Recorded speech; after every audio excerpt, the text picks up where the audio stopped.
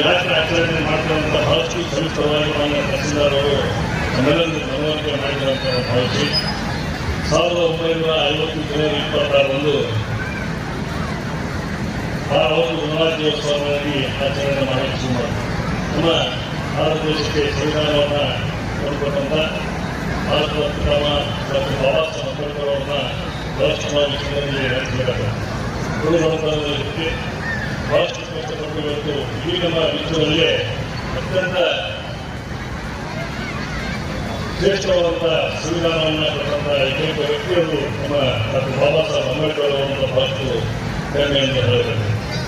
ಒಂದು ಸೌಲಭ್ಯಗಳಲ್ಲಿ ಅನೇಕ ಅಭಿವೃದ್ಧಿ ಕಾರ್ಯಗಳನ್ನು ಈಗಾಗಲೇ ನಾವು ಮಾಡ್ತಾ ಇದ್ದೇವೆ. ನಾವು ಏನು ನಮಗೆ ನೀಡುವಂಥ ಜವಾಬ್ದಾರಿಯನ್ನು ಗಮನದಲ್ಲಿಟ್ಟುಕೊಂಡು ಈಗಾಗಲೇ ಸೌಲಭ್ಯಗಳಲ್ಲಿ ಏನೋ ಒಂದು ಬೃಹತ್ ಯೋಜನೆ ಬೇಕಾಗಿತ್ತು. ಸುಮಾರು 124 ಕೋಟಿ ರೂಪಾಯಿ ವೆಚ್ಚದಲ್ಲಿ ಅದನ್ನು ಅನುಮೋದನೆ ಪಡೆದು ಈಗಾಗಲೇ 41 ಕೋಟಿ ರೂಪಾಯಿಗಳನ್ನು ಹಣ ಕೂಡ ಬಿಡುಗಡೆಯಾಗಿ ಕೆಲಸ ಪ್ರಾರಂಭವಾಗುವಂಥ ಸ್ಥಿತಿಯಿದೆ. ಜೊತೆಗೆ ಅಲಂಕಾರಿಕ ದೀಪಗಳನ್ನು ಈಗಾಗಲೇ ನಾವು ಅಳವಡಿಸಿ ಈಗಾಗಲೇ ಅತಿ ಶೀಘ್ರದಲ್ಲಿ ಅತ್ಯಂತ ಸುಂದರೀಕರಣವಾದಂಥ ಪ್ಯೂರಿಫಿಕೇಶನ್ ಲೈಟಿಂಗನ್ನು ಹಾಕುವಂಥ ಕೆಲಸ ಕೂಡ ನಾವು ಮಾಡ್ತಾ ಇದ್ವಿ.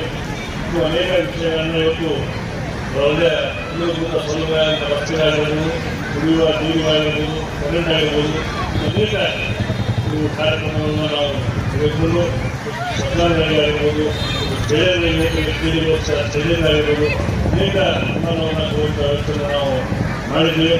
ಮುಂದಿನ ದಿನಮಾನಗಳಲ್ಲಿ ಈ ಕ್ಷೇತ್ರದ ಜನರ ಸೇವೆಯನ್ನು ನಿರಂತರವಾಗಿ ಪ್ರಾಮಾಣಿಕವಾಗಿ ಪ್ರಾಂತ ಮನಸ್ಸಿಂದ ನಾವು ಮಾಡ್ತೇವೆ ಅನ್ನೋ ಮಾತನ್ನು ಈ ಸಂದರ್ಭದಲ್ಲಿ ಹೇಳಿ ಇವತ್ತಿನ ದಿನ ಬಹುಸಂಖ್ಯೆಯಲ್ಲಿ ಇವತ್ತು ವಿಶೇಷವಾಗಿ ವಿದ್ಯಾರ್ಥಿನಿಯರು, ಶಿಕ್ಷಕರು, ಎಲ್ಲ